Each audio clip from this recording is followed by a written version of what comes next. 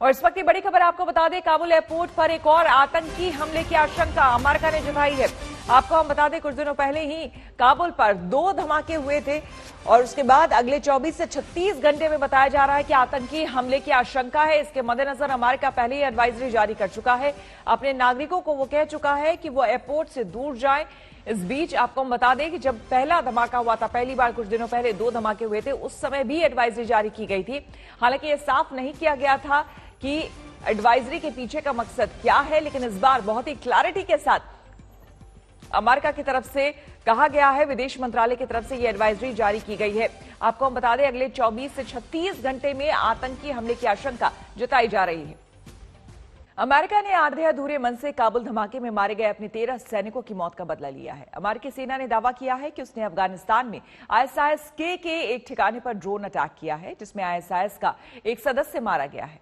लेकिन अमेरिका इस बात को लेकर श्योर नहीं है कि मारा गया आतंकवादी ही काबुल हमले का साजिश करता था।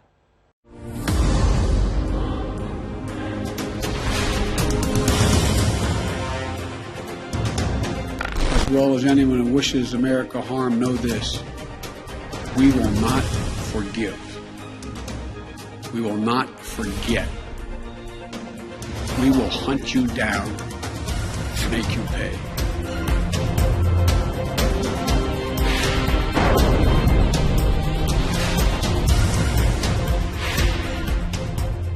छत्तीस घंटे के अंदर अंदर अमेरिका ने काबुल धमाके में मारे गए अपने 13 सैनिकों की मौत का बदला ले लिया है। हालांकि यह बदला उस लेवल का नहीं था जिसके ऐलान के लिए खुद बाइडेन सामने आए। फिलहाल ये कुछ तस्वीरें सामने आई हैं, जिसमें एक ध्वस्त हो चुका घर, एक ऑटो और ड्रोन अटैक की वजह से जमीन में हुआ गड्ढा दिख रहा है। इन तस्वीरों के अलावा अमेरिकी सेना का एक बयान भी आया है, जिसमें सिर्फ इतना कहा गया है कि शुरुआती जानकारी के मुताबिक अमेरिका ने काबुल धमाके के एक साजिशकर्ता को मार दिया है। इस ऑपरेशन में किसी नागरिक की मौत नहीं हुई है। अमेरिकी मीडिया में चर्चा है कि ये एक ड्रोन अटैक था, जो अफगानिस्तान के नांगहार प्रांत में ISIS के एक ठिकाने पर किया गया था। लेकिन क्या एक आतंकवादी को मारकर अमेरिका का बदला पूरा हो गया है?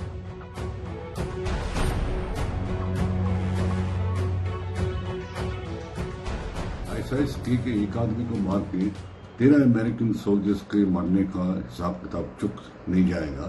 आई एम श्योर आगे जाके हम लोग देखेंगे कि अमेरिकन जैसे उन्होंने पहले अलकायदा लीडरशिप, बाकी ऑर्गेनाइजेशन की टेररिस्ट लीडरशिप को टारगेट किया है, वैसे ही ISIS के भी लीडरशिप को भी टारगेट करेंगे। और ये जब टारगेटिंग होगा तो इसमें मेरे ख्याल में अमेरिकन के साथ तालिबान का जरूर मेल मिलाप रहेगा, क्योंकि जो उनके ड्रोन्स वगैरह है वो अफगानिस्तान के ऊपर फ्लाई करना पड़ेगा।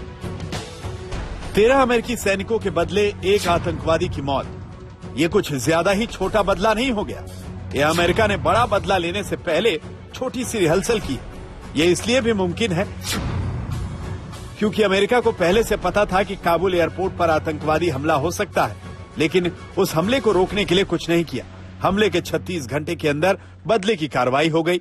अब अमेरिका को एक और आतंकवादी हमले का अलर्ट मिल चुका है। अमेरिका ने अपने नागरिकों को काबुल एयरपोर्ट से दूर रहने की सलाह भी दे दी है। तो क्या अमेरिका दूसरा हमला होने का वेट कर रहा है? दरअसल पूरी दुनिया मान चुकी है कि अमेरिका को बस अफगानिस्तान से निकल जाने की जल्दी पड़ी है। बदले के चक्कर में अब वो वहां ज्यादा टाइम वेस्ट नहीं करना चाहता। Items for all of you at the top. What I conveyed in the statement was that the national security team the president met with this morning advised the president and vice president that another terror attack in Kabul is likely, and they are taking maximum force protection measures at the Kabul airport and in the surrounding areas with our forces as a result. I will note that the Department of Defense also just gave a briefing this morning, and I will echo some of the descriptions that they offered. The threat is ongoing and it is active. अगर Biden चाहते तो अपने 13 सैनिकों की मौत का बदला बहुत अच्छे से ले सकते थे, लेकिन उन्हें अच्छे बदले से ज्यादा जल्दी बदला चाहिए था, क्योंकि काबुल में आतंकवादी हमले के बाद अमेरिका में ही उनकी लीडरशिप क्वालिटी पर हमले और ज्यादा तेज हो गए। बाइडेन विपक्षी दलों के टारगेट पर आ गए।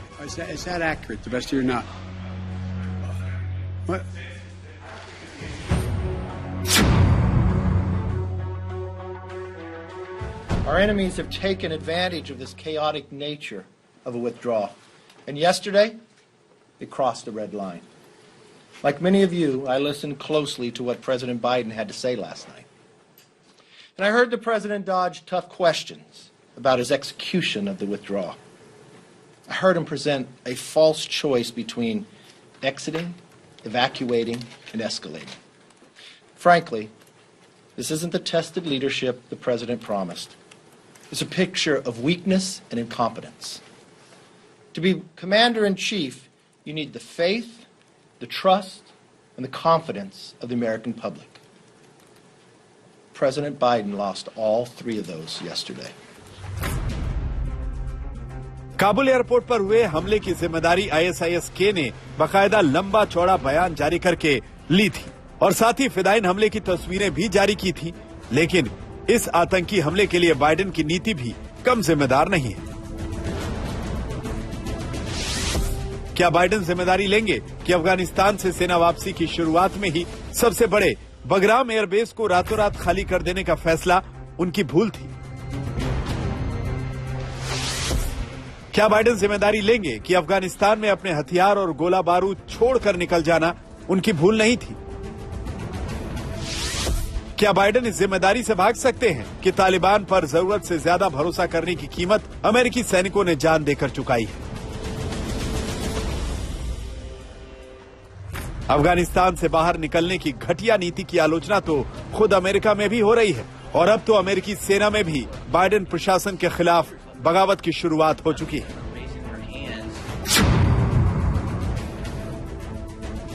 People are upset because their senior leaders let them down, and none of them are raising their hands and accepting accountability or saying we messed this up. ये बात सही है कि अमेरिकी फौज हमेशा के लिए अफगानिस्तान में नहीं रह सकती थी, लेकिन बाइडेन ने जो जल्दबाजी दिखाई उसका खमियाजा अमेरिकी सैनिकों ने भी भुगता है। लेकिन फिर सवाल यही उठता है कि क्या बाइडेन इस जानलेवा भूल की जिम्मेदारी लेंगे? आज तक ब्यूरो। हरियाणा के करनाल में किसान प्रदर्शनकारियों पर पुलिस लाठीचार्ज ने किसान राजनीति में फिर उबाल ला दिया है। पुलिस लाठीचार्ज के विरोध में आज महापंचायत बुलाई गई है। कल लाठीचार्ज के बाद संयुक्त किसान मोर्चा ने पंजाब हरियाणा के हाईवेज पर जाम लगाया था।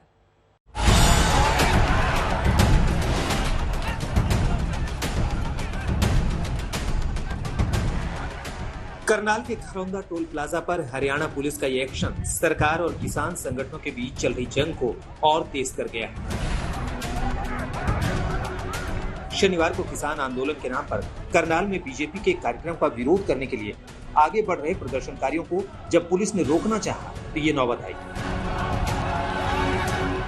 सुबह करीब 12 बजे वहाँ कुछ किसान प्रदर्शनकारी जो मौजूद थे उन्होंने ज़बरदस्ती नेशनल हाईवे को जाम किया और ज़बरदस्ती करनाल शहर की तरफ जाने की कोशिश की।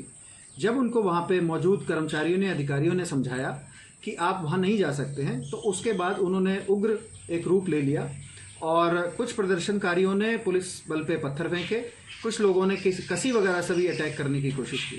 उसके बाद नियमानुसार पुलिस बल ने एक हल्का बल प्रयोग किया और उनको वहाँ से हटाया। हरियाणा पुलिस अपनी दलीलों के बावजूद लाठीचार्ज को लेकर विरोधियों के निशाने पर आ रही है। करनाल के एसडीएम आयुष सिन्हा का एक वीडियो वायरल हुआ जिसमें वो पुलिस वालों को सिर फोड़ देने जैसा निर्देश देते नजर आ रहे हैं।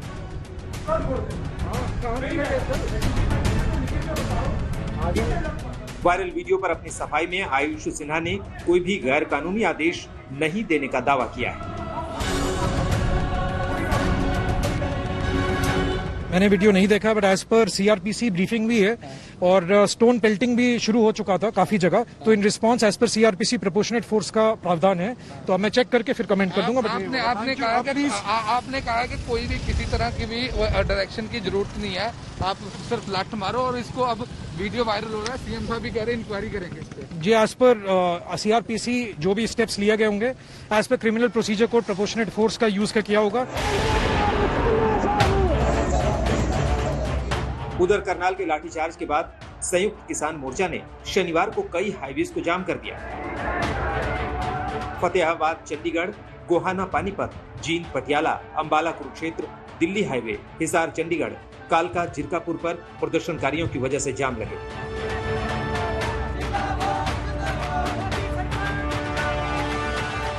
लठ मार के सिर फोड़कर और एक नया मतलब अंग्रेजों को भी मात पा दिया है खट्टर साहब ने। अंग्रेज राज की याद ताजा करवा दिया है। ऐसी बर्बरतापूर्ण लाठीचार्ज किया गया है, बैठे किसानों पर लठ मारे गया, भगा भगा के पीटा गया। एक तरह से डिक्टेटरशिप दिखाई है और लोगों के सिर फोड़े हैं, हड्डियां तोड़ी हैं, यहाँ तक के मजिस्ट्रेट ऑर्डर सिर में लठ मारने के दे रहा है। उनके ऊपर मुकदमा दर्ज होना चाहिए। ये बिल्कुल क्रूरता है। हमारी गाड़ियां तोड़ दी गई है, किसी कानून में नहीं है। करनाल के पुलिस लाठीचार्ज के बाद किसान संगठनों ने रविवार को नूह में महापंचायत बुला ली है। उधर कांग्रेस ने सरकार को घेरा है। करनाल में किसान प्रोटेस्ट कर रहा था और 3 बार बैठे हुए किसानों के ऊपर लाठीचार्ज करा। वे पूरे वीडियो वार्ड हुए हैं, जो अधिकारी ने ऑर्डर दिए हैं। और अगर बैठे हुए किसानों पर अत्याचार हो तो ये तो पूर्ण रूप से एक अत्याचार है किसानों पर। बहुत दुर्भाग्यपूर्ण है। हरियाणा में भाजपा सरकार सत्ता में रहने का नैतिक अधिकार खो चुकी है। आज ये स्पष्ट हो चुका है। बार बार किसान विरोधी चेहरा इनका सामने आता है।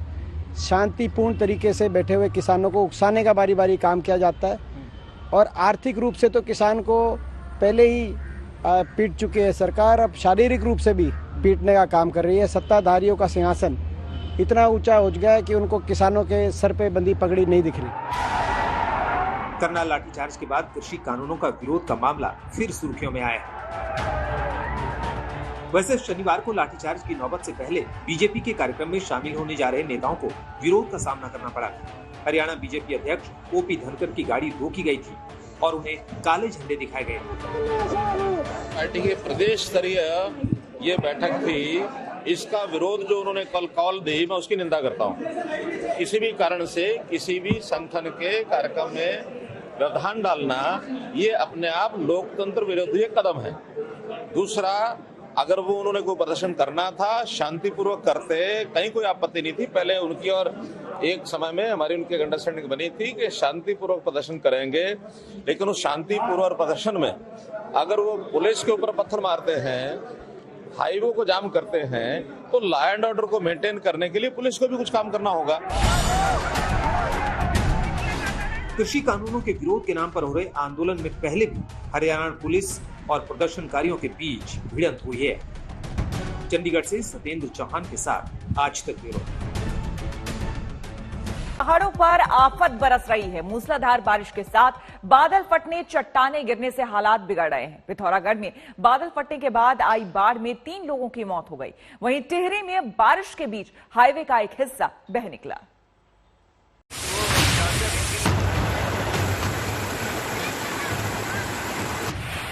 पहाड़ी से घर की सीढ़ियों और छतों पर बहता आ रहा है मलबा।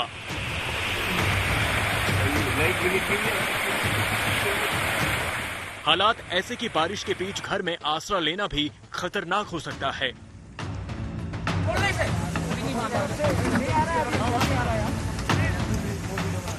उत्तराखंड के पिथौरागढ़ में कहीं बादल फट रहे हैं तो कहीं मूसलाधार बारिश के साथ मुसीबत बरस रही है।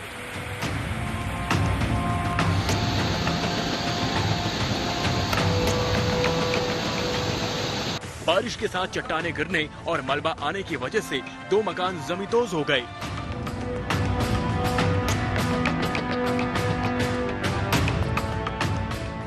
प्रशासन खतरे की जद में आए परिवारों को जीआईसी धारचूला में शिफ्ट कर रहा है।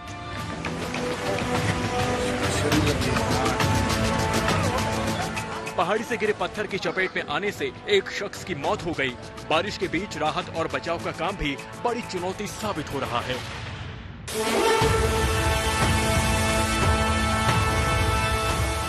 और ये तस्वीरें हैं टिहरी जिले की, जहां हाईवे से जलप्रपात की तरह पानी गिर रहा है।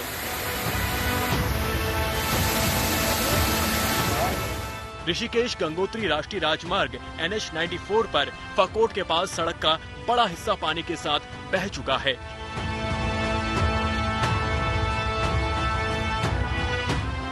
कई जगह सड़क पर दरारें पड़ चुकी हैं, सड़कें टूट रही हैं, गाड़ियों की आवाजाही तो बंद हो गई, लेकिन लोग क्या करें? पहली बरसात ही नहीं झेल पाए और जो आप यहाँ सामने देख सकते हैं जो पुराने पुस्ते हैं वो अभी स्थिर है, लेकिन जो नए पुस्ते बने, जो नया सिस्टम बना वो सब नीचे आ गया है। तो कितने परेशान हैं लोग, अपने बच्चों को बड़ी मुश्किल से पहाड़ियों पे ले जाके जा रहे हैं। खतरा इतना है कि अभी भी पहाड़ी नीचे आ सकती है और बहुत बड़ी दुर्घटनाएं घट सकती हैं। बहुत बड़ी गुणवत्ता का सवाल है। रास्ते में फंसे लोग जान जोखिम में डालकर इस खतरनाक रास्ते को पार करते दिखे। जरा सी चूक हुई तो बड़ा हादसा हो सकता है। लोगों के पास सामान भी है, सड़क पर पानी है, लेकिन चट्टानों पर पैर रखकर एक दूसरे के सहारे किसी तरह लोग निकल रहे हैं। कई लोग सड़क किनारे बैठे रास्ता खुलने का इंतजार करते नजर आए। प्रशासन का कहना है कि एहतियात के तौर पर NH 58 और NH 94 पर आना जाना बंद कर दिया गया, लेकिन हकीकत देख लीजिए, सड़क मार्ग बनने में अभी काफी दिनों का समय लग सकता है। टिहरी जिला प्रशासन ने भले ही आवाजाही पर पूरी तरह से रोक लगा दी है, लेकिन लोग इस तरह से पहाड़ों से गिरते पानी के बीच रास्ता पार कर रहे हैं। पकोट के पास ही दवाई लेने ऋषिकेश गई बुजुर्ग महिला सड़क के दूसरे छोर पर फंस गई है। टिहरी पुलिस ने महिला को कंधे के सहारे रास्ता पार करवाया और सुरक्षित घर तक पहुंचाया। टिहरी में ऋषिकेश गंगोत्री हाईवे पर आफत की तस्वीरें कल से ही आ रही हैं। कई जगहों पर फ्लैश फ्लड, चट्टाने गिरने से रास्ता बंद पड़े हैं। देखिए किस तरह पानी हाईवे पर गिर रहा है। मौसम विभाग की तरफ से चेतावनी जारी की गई थी, लेकिन किसे पता कि आफत अचानक कहां से आ जाएगी। टिहरी के घनसाली में भारी बारिश से एक मकान मिट्टी में मिल गया। इस हादसे में घर में मौजूद 15 बकरियों की मौत हो गई। गांव के लोग मलबे से बकरियों को निकालने में जुटे, लेकिन 8 बेजुबानों की ही जान बच पाई। लगातार बारिश की वजह से प्रशासन के लिए राहत कार्य चला पाना बड़ी चुनौती साबित हो रहा है। टिहरी से कृष्ण गोविंद कंसवाल के साथ राकेश पंत, पिथौरागढ़, आज तक। उत्तराखंड में 2 दिन भारी बारिश का अलर्ट है। विकासनगर, चमोली और ऋषिकेश से बारिश और तबाही की खबरें लगातार आ रही है। अचानक आई बाढ़ की आफत ऐसी कि लोगों को भागने का मौका भी नहीं मिल पा रहा।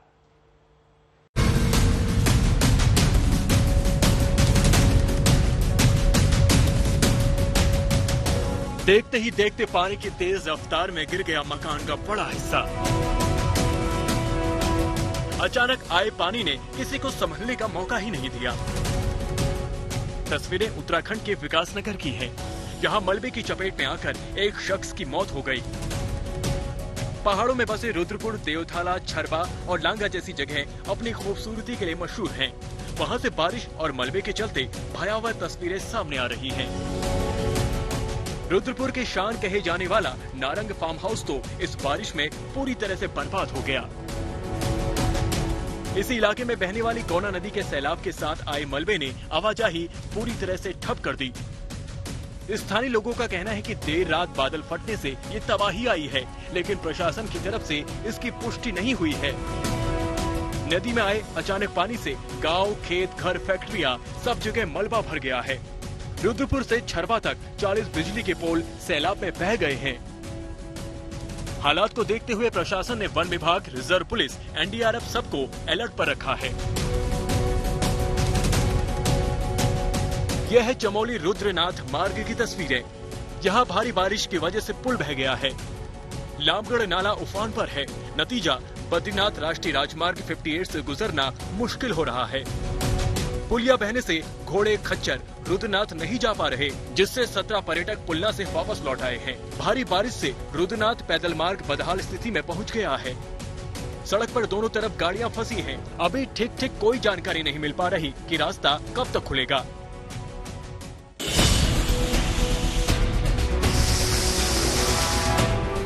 बद्रीनाथ राष्ट्रीय राजमार्ग 58 जगह जगह बंद हो चुका है। जोशीमठ के उर्गम पीपलकोटी के स्यून क्षेत्र में बारिश से भारी नुकसान की खबर है। हाईवे पर जगह जगह पहाड़ों से गिरे मलबे का ढेर लगा है। जोशीमठ चमोली के बीच पागल नाला, भनीर पानी, गरुड़ गंगा और काली मंदिर के पास रास्ता बंद पड़ा है। नीति मलारी बॉर्डर रोड तो 15 दिनों से तमक के पास बंद है। भारी बारिश की वजह से नदियों में अचानक पानी आना भी हादसों की वजह बन रहा है। ऋषिकेश के सौंग नदी में आए पानी के बीच 4 लोग फंस गए। पानी का बहाव इतना तेज था कि स्थानीय लोगों के लिए मदद करना मुश्किल था। एनडीआरएफ की टीम मौके पर पहुंची और नाव की मदद से चारों को सुरक्षित किनारे पर लाया गया। एक दिन पहले की ये तस्वीर तो लोग शायद बरसों तक नहीं भूल पाएंगे। कल रानी पोखरी में देहरादून ऋषिकेश को जोड़ने वाला पुल टूट गया। उस वक्त पुल से गाड़ियां गुजर रही थी। पुल धंसने के बाद पलटे ट्रक से ड्राइवर ने किसी तरह बाहर निकलकर अपनी जान बचाई। एसडीआरएफ की रेस्क्यू टीम को तुरंत मौके पर भेजा गया। देहरादून हाईवे के पास पुल टूटने से लोगों को भारी परेशानी हो रही है। वो पुल है जिसके बारे में अभी तक आज तक के द्वारा आपको बताया जा रहा था पूरी तरह से टूट गया है और इसमें इसके अलावा एक हिस्सा और इसका टूटा है। गाड़ियां जो बीच में फंसी हुई थी वो अभी तक वहीं हैं। हमने यहाँ पर जो डीएम देहरादून है उनसे बात की तो उनका साफ तौर पर कहना है कि जो गाड़ियां फंसी हुई हैं उनमें जो लोग हैं उनको चोटें आई हैं और उनको अभी फिलहाल हॉस्पिटल के लिए रवाना कर दिया गया है। लेकिन इसके अलावा एसडीआरएफ अपने पूरे सर्च अभियान पे लगी हुई है कि अगर कोई और गाड़ियां भी होती हैं तो उनको कैसे ढूंढा जाए। कोई कैजुअलिटीज अभी तक नहीं बताई गई है लेकिन सर्च ऑपरेशन अभी तक चल रहा है। उत्तराखंड के लिए 3 दिन भारी बारिश का अलर्ट है। खराब मौसम को लेकर प्रशासन की तरफ से चेतावनी जारी की जा चुकी है। विकास नगर से टीना साहू और चमोली से कमल नयन सिरोही के साथ दिलीप राठौर, ऋषिकेश, आज तक। मध्य प्रदेश के नीमच में कुछ दबंगों ने एक आदिवासी को मामूली सी बात पर बेदम पीटा। इसके बाद उसे पिकअप से बांधकर घसीटते ले गए। गंभीर हालत में उसे अस्पताल ले जाया गया जहां उसकी मौत हो गई। इस क्रूरता का वीडियो तेजी से वायरल हो रहा है। चल गाड़ी स्टार्ट कर, गाड़ी स्टार्ट कर। हां मुझे मैंने पूछो ना पड़ता तो मैंने पूछो ना। वहशत, दरिंदगी, क्रूरता, हैवानियत, अमानवीयता की हद पार करता हर शब्द इन तस्वीरों के सामने कुछ भी नहीं, क्योंकि इन तस्वीरों में वो सब कुछ है जो इंसानियत का सिर शर्म से झुका दे। इन तस्वीरों में एक मजबूर की तड़प है,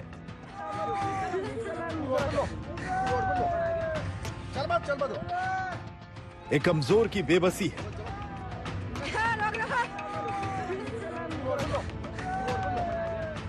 दर्द में डूबे इंसान की गिड़गिड़ाहट है। चल गाड़ी स्टार्ट कर, गाड़ी स्टार्ट कर। और वो हैवान भी हैं जिन्होंने जुल्म ढाकर इस आदिवासी शख्स कन्हैया भील की जिंदगी छीन ली। सही लगाइए, कबूल, अब कबूल कर दे, कबूल कर। इस शख्स का कसूर बस इतना था कि कुछ दबंग इसे चोर मान बैठे थे और इसी बात को कबूल कराने के लिए यातना की सारी सीमाएं लांघ गई। पहले इसको बेरहमी से पीटा,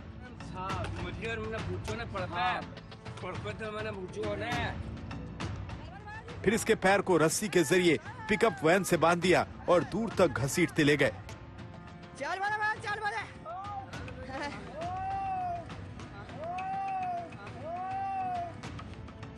इस वहशत के बाद भी इन दरिंदों का दिल नहीं भरा।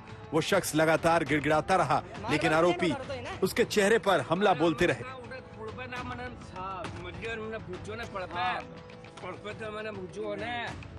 दबंगों के जाने के बाद कुछ लोगों ने घायल हालत में उसे अस्पताल पहुंचाया, लेकिन उसकी जान नहीं बचाई जा सकी।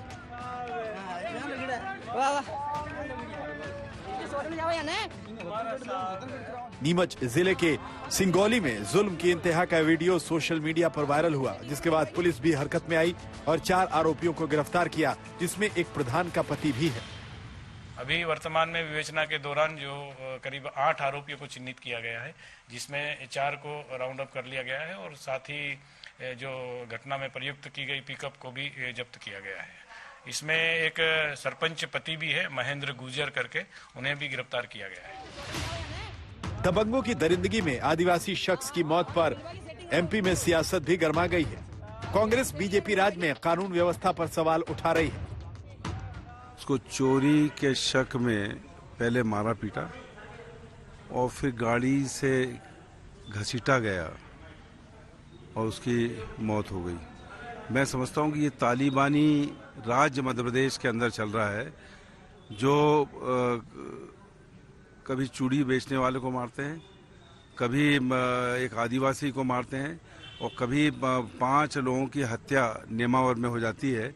मैं समझता हूं कि जो दरिंदगी मध्य प्रदेश में चल रही है, कानून व्यवस्था बिल्कुल ध्वस्त हो गई है। विषय निश्चित रूप से बहुत गंभीर है। मध्य प्रदेश के हमारे प्रशासन ने त्वरित कार्यवाही करी। उस मामले में 8 में से 6 लोग गिरफ्तार हो चुके हैं।